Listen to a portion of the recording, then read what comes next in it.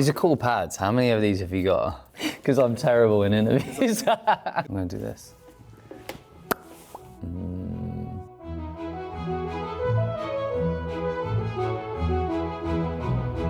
Naked Attraction. Excuse me? Yes, unfortunately that is a British TV show where people get to find their life partner by picking out things on their bodies, whether they like it or not.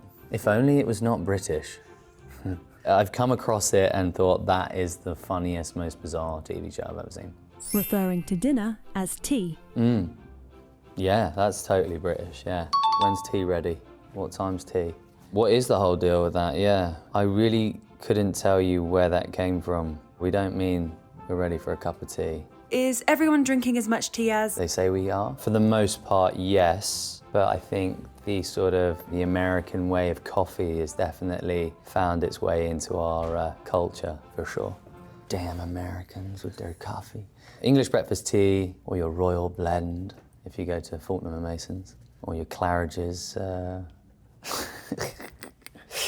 Tea and scones. Cheeky Nando's. Ooh, a cheeky Nando's, yeah. Peri-peri chicken, Peronaise sauce. Oh, is it British? Well, we have it there. I don't think it's British in a sense of that's probably more Portuguese, I think. It's not British, but we have it, Nando's, yeah. I would go probably the peri-peri chicken, medium, thighs are good, with the Peronaise sauce and the peri-peri chips.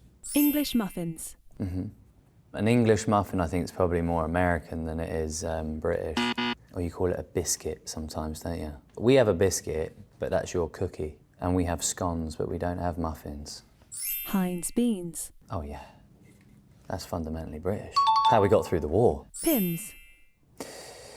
Yeah, I mean, that's definitely British. Pimm's, cricket match, it's Wimbledon, it's tennis time, it's summer.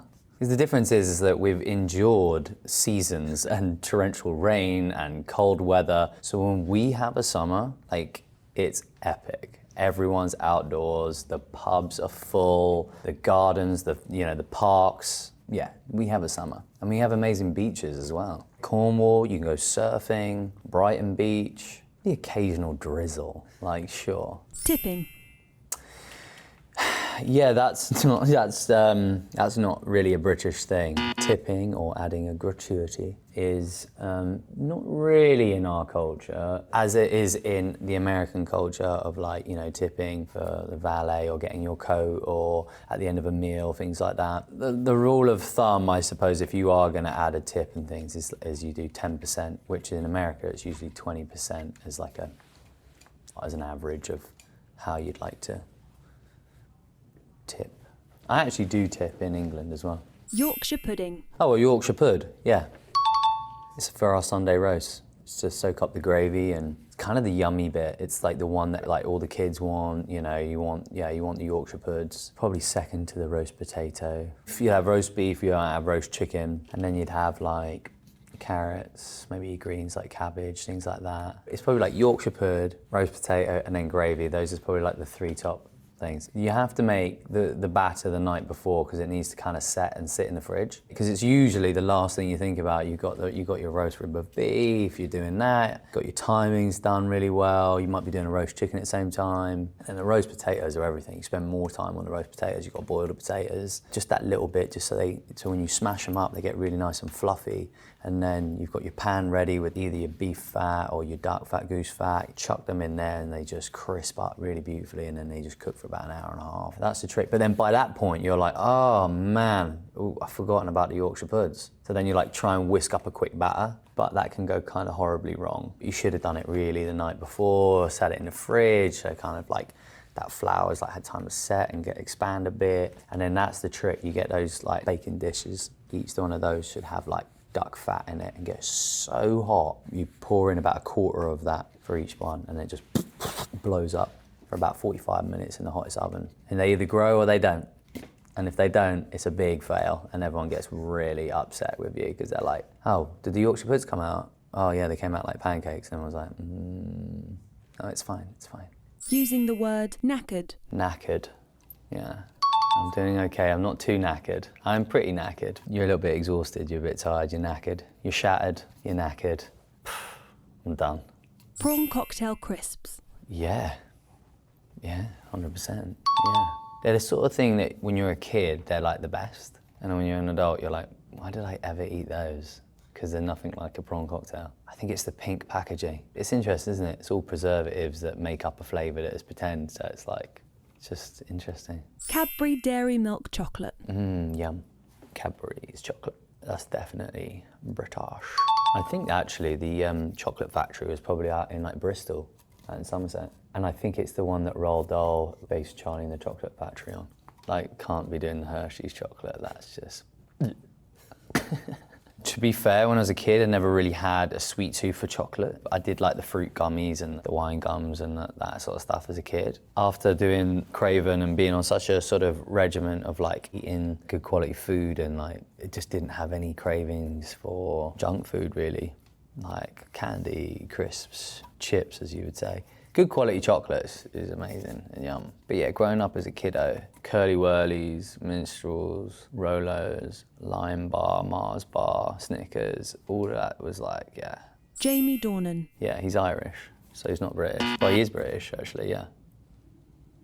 I met Jamie on set of 50 Shades of Grey. My wife directed that movie. Lovely, lovely guy. Be far better at this than me, that's for sure. James Bond. Yes. Well, it's, you know, I mean, it's British, but, you know, well, the broccolis aren't, yeah, it's American. Well, yeah, I'm just going to say that. I'm going to do this. Bounce it back to you for something else. Nosferatu. Nosferatu. Visberg, definitely not British.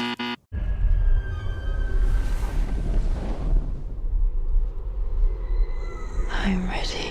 Robert Eggers is extraordinary. He's a fantastic director, and I think someone who has such an eye for detail but is meticulous and likes things with precision, would do multiple takes in order to strive for perfection. I mean, the guy's a master, and his vision for that movie was next to none. It's an extraordinary film. To-go cups after the pub closes. Absolutely not. No way. A to-go cup. Well, I don't know anybody who's not going to finish their pint at the pub and take it to go. You finish your pint right there and then, and you say thank you very much, and you leave it there. No one's taken to-go cups, but I have seen many people walk home with a pint in their hand, the glass. I mean, you're not supposed to, but everyone has. Everyone's got in their kitchen, like, how did that pint glass get there? Like, oh yeah, I meant to take it back. I guess people used to take beer mats. They used to collect beer mats. What is a beer? You know what a beer mat is. It's like a little coaster, but it might be of that beer. It might be like a Guinness or a London Pride or what have you. And some of them are just like amazing collectible items that have been going back for years. I guess all the ones in like the 70s are probably pretty cool classic stuff. Using the word Cheerio. Cheerio. Cheerio. Yeah. Why? I don't know. Cheers is thanks, but Cheerio I think means goodbye, really. Or Cheerio. I guess, yeah, you're leaving. There's also a cereal brand called Cheerios, but I don't think it has any correlation. We tap dance everywhere. We all wear top hats, and we say Cheerio.